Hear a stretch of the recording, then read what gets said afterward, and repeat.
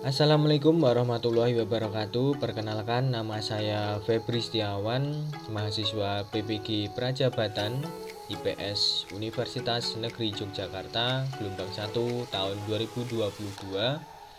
Pada kesempatan kali ini, saya akan mempresentasikan mengenai panduan observasi karakteristik peserta didik yang akan saya lakukan di SMP Negeri 7 Yogyakarta.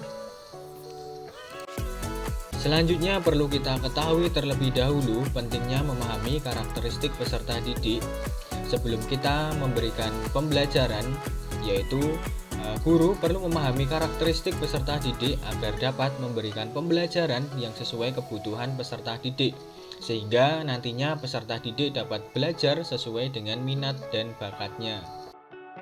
Panduan observasi karakteristik peserta didik ini akan saya gunakan untuk mengetahui karakteristik peserta didik di SMP Negeri 7 Yogyakarta.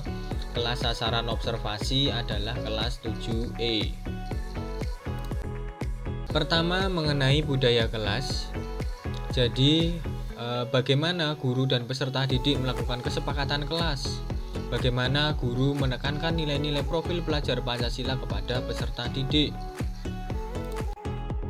Kedua adalah keterlibatan peserta didik dalam pembelajaran. Apakah peserta didik terlibat aktif selama pembelajaran berlangsung?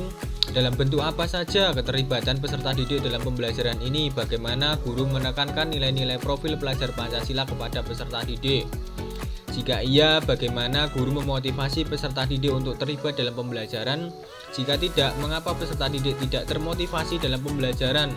Apakah Anda menangkap antusiasme belajar dari para peserta didik? Apakah peserta didik aktif merespon pertanyaan guru selama pembelajaran berlangsung? Ketiga, mengenai identifikasi kesiapan siswa atau peserta didik dalam pembelajaran. Apakah di awal pembelajaran guru mengamati atau mengecek kesiapan peserta didik baik secara kondisi maupun secara materi yang akan diajarkan? Apa yang dilakukan oleh guru saat mengetahui bahwa kompetensi awal peserta didik beragam? Bagaimana guru mendampingi setiap peserta didik agar mencapai tujuan pembelajaran? Keempat, mengenai perkembangan emosi peserta didik, yaitu sejauh mana kelas dan ruang pembelajaran lainnya menjadi ruang ekspresi diri yang sehat untuk peserta didik. Bagaimana guru merespon peserta didik yang belum bisa mengekspresikan diri dengan tepat. Kelima adalah perkembangan sosial. Jadi secara umum bagaimana guru membangun atmosfer yang mendukung peserta didik untuk mengembangkan kemampuan bersosialisasi. Misalnya, peka terhadap situasi sekitar, berempati, saling menghargai, serta berinteraksi dan berkomunikasi. Selanjutnya, bagaimana guru memfasilitasi peserta didik dalam mengembangkan keterampilan sosial peserta didik dalam kegiatan belajar. Contoh, kerja kelompok, mengerjakan proyek bersama. Keenam adalah perkembangan moral spiritual. Jadi, apa saja yang dilakukan guru dalam membangun nilai-nilai integritas dan spiritual peserta didik? Ketujuh adalah perkembangan fisiologis peserta didik. Jadi, bagaimana bentuk postur tubuh peserta didik? Apakah terjadi perubahan?